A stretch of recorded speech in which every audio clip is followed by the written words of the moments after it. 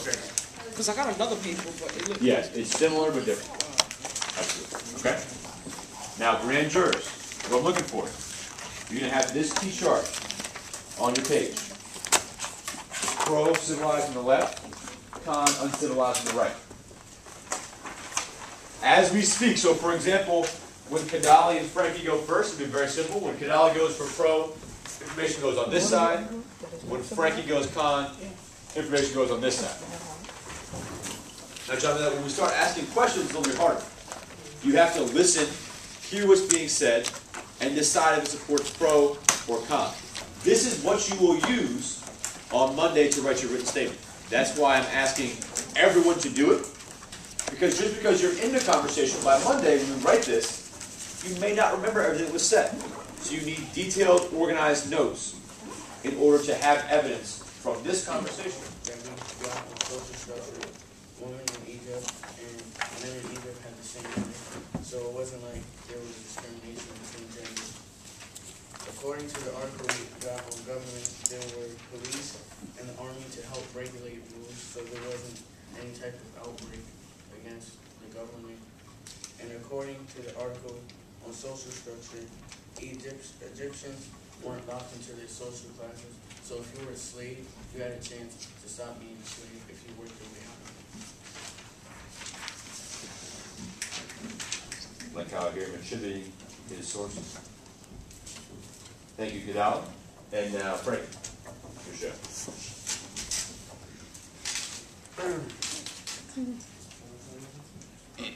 What's that? You go. Just speak. Give your opening statement. I'll warn you if you're going too long, but you have plenty of time.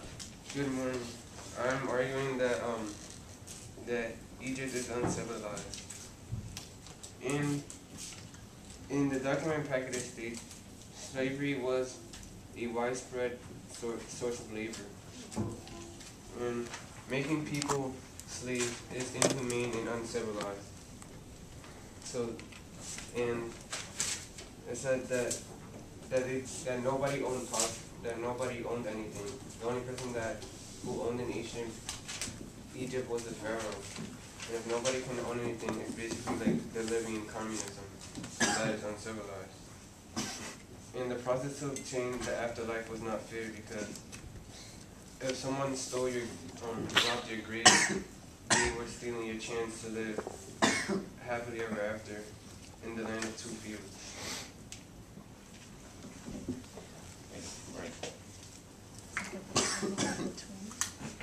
Okay, we'll move to our witness experts, or different aspects of Egypt. Erica's asked to go first. We'll go politics first, and then I'll just work our way down the line with Moody. Okay, so Erica, Egyptian politics. No, our witnesses don't have to stand. These are opening and closing statements. Okay, so Erica, go ahead. The people didn't own anything in their government. Only the pharaohs owned everything, and they were in charge of everything. He had people to help him like own his stuff, and some of the people that helped him were the royal family, and the people that worked their way up in the government ladder. He had an organized army, a police force, and a huge number of ministers and government officials to assist him. Besides the pharaoh, the only thing that mattered was the advisors.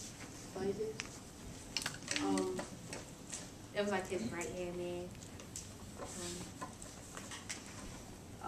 When you had a problem, you come to the advisors, and it's like a first come, first serve type of thing. And then what the advisor said, he was final. Thank you, Eric. All right. We'll look for Egyptian geography. Without the Nile River, Egypt would be a desert. There were deserts to the east and west of the Nile River and mountains to the south.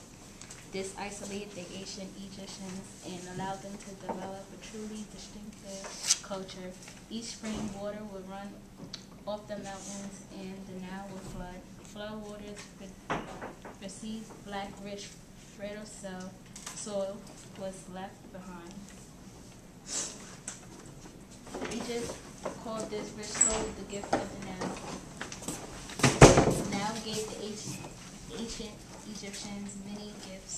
Thanks to the Nile, these people had fresh water for drinking and bathing. Nile supported transportation and trade, provided materials for building, making cloth for clothes, even for making paper. Made from the wild, grew along the shores of the Nile. Thank you, Lee. So obviously, you did a lot of research, and I appreciate that.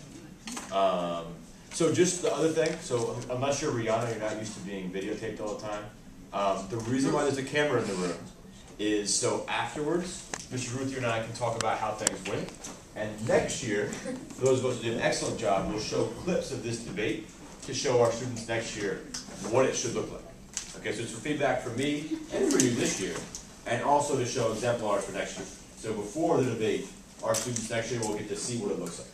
Okay? So that's the only reason we can. All right? Janai, Egyptian religion. Go ahead. The ancient Egyptians believed in afterlife. The afterlife was a heavenly place, completely heavenly on the Nile River.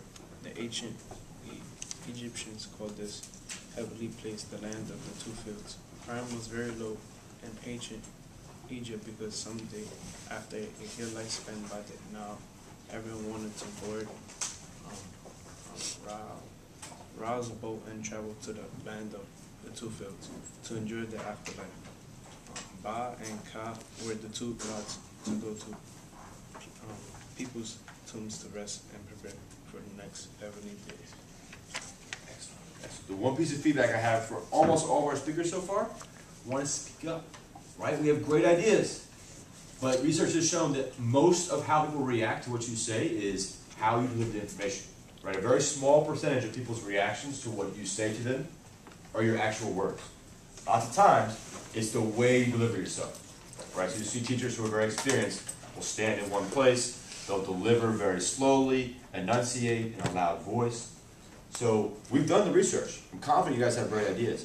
Take the time to deliver them in a loud voice, okay? And Talia, go ahead. That's fine. Got 50 minutes. Pyramids are one example of Egypt's achievements and inventions. Ancient Egypt built pyramids to hold the royal tombs of their kings. Pyramids were huge structures. If a robber would try to break into a pyramid, there would be traps and secret passageways that they didn't know about. Pyramids were full of treasures. The first pyramid, the Step Pyramid, was built around 2700 BCE. Egyptian writings were another achievement. Egyptians invented one of the world's first writing systems using hieroglyphics. Every symbol meant there was one or more sound spoken in Egyptian writing/language. After hieroglyphics were carved in stones, later they were written in with brushes and ink on papyrus. Since papyrus didn't decay, important things still remain, including government records, historical records, scientist tests, and medical manuals. The discovery of the Rosellville stone in 1799 proved that the key readings to Egyptian writings. Ancient Egyptians were well artists, and their artwork can be found in temples or tombs. Most Egyptians didn't get a chance to ever see them because only important people could enter these places, such as king and duke. Thank you, Tyler. Appreciate your research. Jenny, go ahead. And if possible, Jenny, see if you can't make some eye contact with the room, right? Because folks are going to be more apt to listen to you, speaking loudly and scanning the room. Okay? In Egypt, the social structure begins with the king, queen, and royal family. These people were often known as pharaohs. Below those people were the wealthy people, like army commanders, government officials, and landowners. The people lower than them were known as the middle class, such as merchants and artisans. All the way at the bottom was the peasant farmers, slaves, and laborers who worked for rich, wealthy people, such as the pharaohs. Women and men were almost as equal as each other. Women were able to own and trade property. They were also able to propose marriage and seek divorce. But if there was a divorce, she would only get 1/3 of the couple's property. Thank you. Stefan. In this hearing, I am an expert on Egypt's economics. My aspect of Greek economics was important to the development of ancient Egypt because Egyptians relied heavily on economics to the structure of their society. For example, economics provided an outline for how ancient Egypt's civilization operated. These jobs included soldiers, scribes, artists, and peasants. Also, each job was an important factor that tied into social structure, which ranged from high class to lower class. Each class had its responsibilities, and each responsibility was a part of economics, which not only shaped ancient Egypt, but showed and proved how civilized ancient Egypt was, and how similar it is to our own through economics. Excellent work, Stefan. And we've got Erica. Good to go. So now we'll have a 30-second break. If you are a cross-examiner, you make conference with your partner to figure out who's going to go first. First, we'll have questions from the civilized side. Then we'll take 4 from uncivilized. Okay? 30-second break. You may want to organize your notes if you're not one of the ones conferencing. Okay? Go ahead. Want to answer each other's questions. The conversation needs to be limited in a structured way to Hassan. Are you asking the first question? No. Okay, so Malik? Yes. All right, Malik. So Malik and whoever he asks the question to. I will let a second witness answer the question if you want to. What that looks like, though. So say Malik asks Stefan a question and Jenny wants to add on. Jenny waits until Stefan is done. Then she raises her hand. I call on Jenny and she adds on. Okay? The reason I don't want you to raise your hand when another person's talking is, to me, that shows you've no longer listened to what they're saying and you're just worried about what you're going to say. Okay, so wait until they finish, then raise your hand, and you can add a second witness if you'd like. All right, so Malik, first question, please direct it to a specific witness. How many questions can you ask? Max of 4. I asked one of them. I want to ask Erica about slaves. Like, since slaves can move up, what's the problem with being? I mean, being a slave is bad. Being a slave is bad, but if you can move out of being a slave, then why is it that bad? Wait, what? If when you're a slave, even though that being a slave is not necessarily the best thing, even if you can move out of it, why is it that bad? So if you need to ask someone to clarify, just say, could you clarify your question? I'm not sure what you just said. Can you clarify your question? No, I'm doing that for your argument, not his.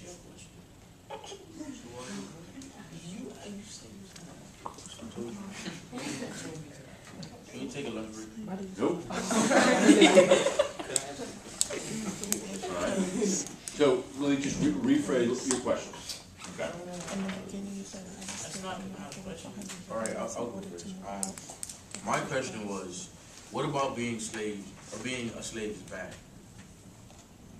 That you'll be working with a pharaoh, like working for the pharaoh. That you'll be working for the pharaoh. Okay. You know that slaves built the pyramids, right? Okay. In the achievement section, it said that they were treated well. Let me find it. So let's go there. Go to achievement.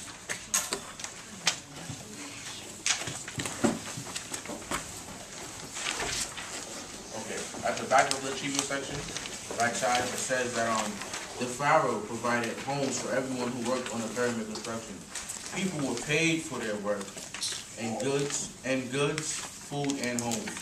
So it's not like they were just slaves; they're just doing work. They were paid.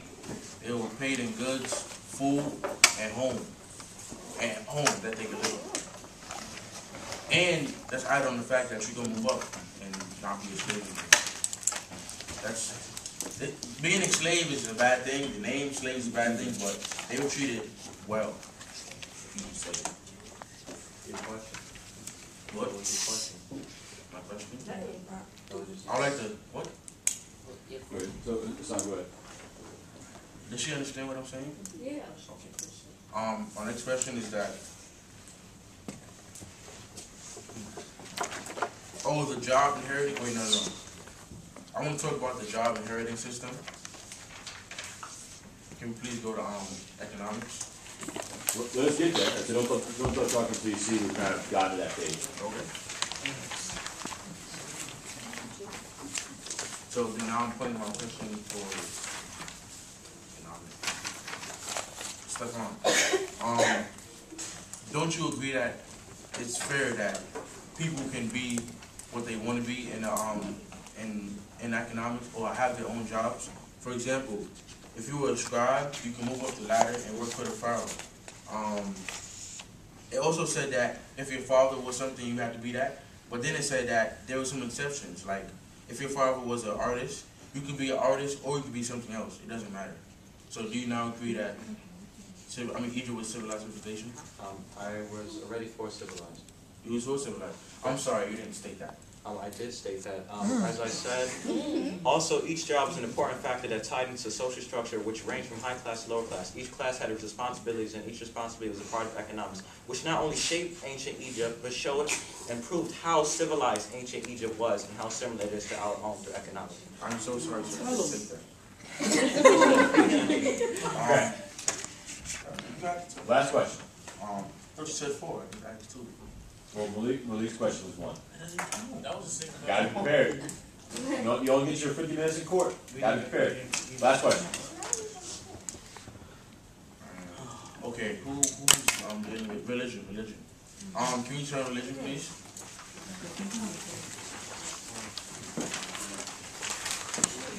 I want to clarify something. Are you for or against? I'm not for. I'm not positive. This side. Yeah. Okay. Well, don't you agree that it's fair that now all people can board the Ron's magical boat? That's not fair. That all people can board it. Oh, well, yeah. People would think you're smart, like they could just take a grade. No, I'm asking. They can all ride the boat. Don't you think that's fair? Yeah. Thank you. Okay. Now, we go to uncivilized. Okay? 4 questions. One thing, so it's happened in each of my debates so far today, that you ask a question and you're making your point, son, and the witness can't really answer it. It does happen sometimes in a grand jury trial that you ask a question to a witness in order to stump them. And we're not trying to make anyone look silly here. But if you ask a question and they don't give you the exact response back, that may be an indication that you've asked a question that makes a really good point. Okay, so, if you ask a question, they ask you to rephrase it, you ask the question again, and again there's no understanding, maybe you've already made your point through your question. Okay, it's just sort of another technique. Right, so Hassan this time, he kind of pretty much made a statement towards Erica that wasn't a question. We'd rather it be a question, but he's still making a good point through that statement. Okay? Uncivilized.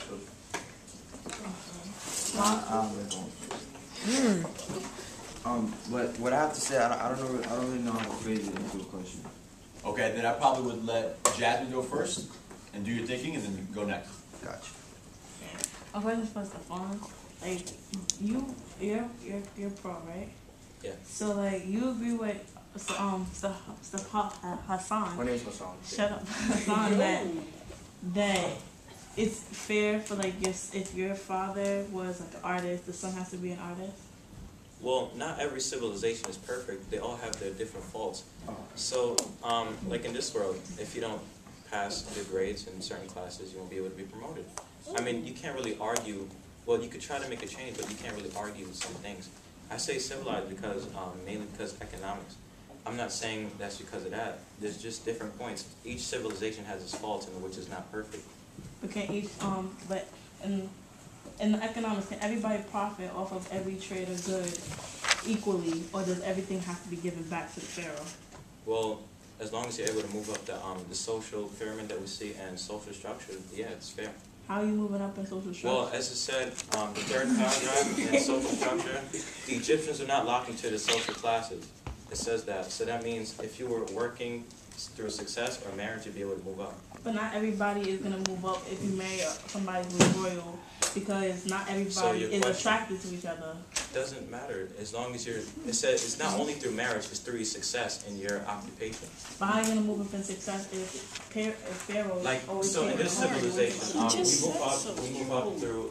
For example, in a job, depending on how good you do your job, you get promotion. Like from like a regular. I'm not too sure at this point, but from a regular worker to like a CEO, a cop, like a regular cop that's on the streets, so a sheriff. It's you just get promoted. That's just how the system would work. It's not. Next question, please. My question is, when in politics and government, in the third paragraph, it says, in ancient Egypt, the only title that really mattered besides the pharaoh was the advisor. That's what you say. Yeah. So how would that affect the entire population if only 2 people mattered in the whole country? Because people, I don't know, like, the only 2 people that mattered was the pharaoh and the advisor. So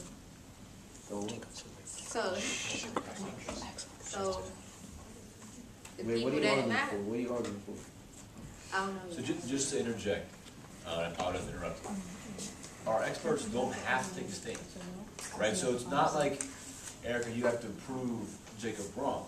If you agree with them, you agree with them. And it's these guys' job to now deal with the point Jacob's now made.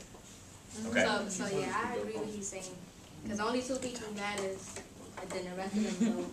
So, 2 more questions. Two.